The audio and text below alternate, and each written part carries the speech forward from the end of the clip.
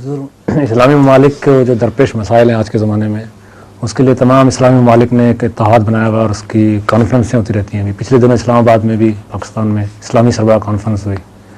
تو جو مسائل ہیں اسلامی ممالک کے وہ تو حضور جوں کے توں نظر آتے ہیں، لیکن یہ اس پہ مطلب پیش رفت ہوتی نہیں ہے. تو وہ پیسہ لاکھوں روپیہ کروڑوں روپیہ خرچ کرتے ہیں. تو کیا کریں اس پیسے کو؟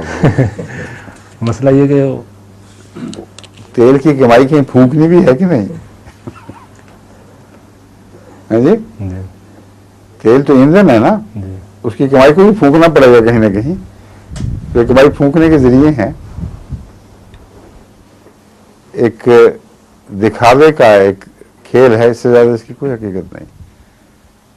عملاً جیسا کہ آپ نے فرمایا ہے، اس کا کوئی مستقل نیک نتیجہ ظاہر ہوتا ہم نے دیکھا نہیں ہے. جو اشتراک بھی ہوتا ہے وہ عارضی ثابت ہوتا ہے.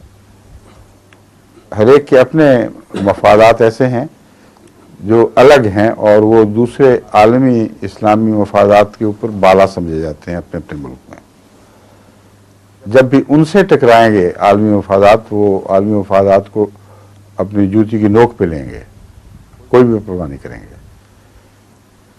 یہ بنیادی روح ہے جو اگر زخمی ہو گئی ہو تو اس سے پھر شفا کی امید نہیں رہتی. پھر یہ جو روح زخمی ہوئی ہے عالم اسلام کی، یہ تقویٰ کی روح ہے جس کی بات ابھی ہوئی تھی، خدا خوفی کی روح ہے، اسلام سے سچی محبت کی روح ہے. اگر یہ مفادات، یہ روح زندہ نہ رہے یا زخمی ہو چکی ہو تو ملی مفادات تو بالکل ثانوی حیثیت کی چیزیں ہیں.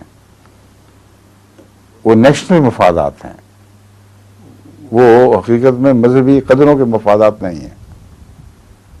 سمجھیں آپ؟ تو نیشنل مفادات میں ایک مادی فائدے کا رجحان پایا جاتا ہے، نہ کہ روحانی فائدے کا.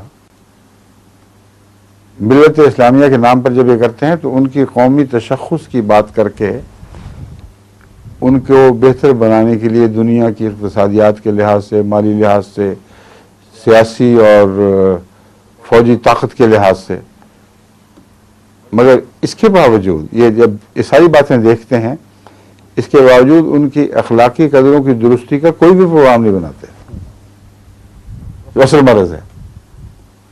کبھی سنا آپ نے یہ جو ہم پروگرام بنا رہے ہیں اس میں جو جھوٹ بولنے والے لوگ ہیں ان کو ٹھیک کیا جائے، جھوٹے ملا کو ختم کیا جائے، بد اخلاقیوں کو ختم کیا جائے؟ وہ ہوتا ہی نہیں اس میں. تو مرض کہیں اور ہے، علاج کہیں اور ہو رہا ہے، اور وہ بھی ناکافی، کیونکہ اس مرض والا آدمی جو علاج کر رہا ہے وہ علاج کی اہلیت ہی نہیں رکھتا. جو خود غرض اور بددیانت ہو اس نے کیا علاج کرنا ہے؟ تو دنیاوی مسائل بھی حل نہیں ہوتے، یہ معالج بیمار ہے. ٹھیک ہے؟ ایک ہی معالج ہے جو خدا نے بھیجا.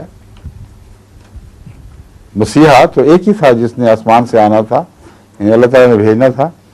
اس مسیحا نفس کا انکار ہو اور بیماریوں سے شفا کی کوششیں ہو رہی ہوں، بالکل ناممکن بات ہے.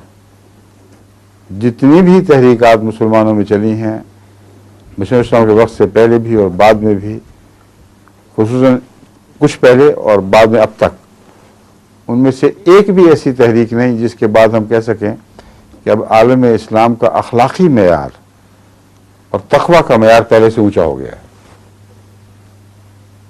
کہاں اونچا ہوا ہے؟ دکھائیں. ٹھیک ہے.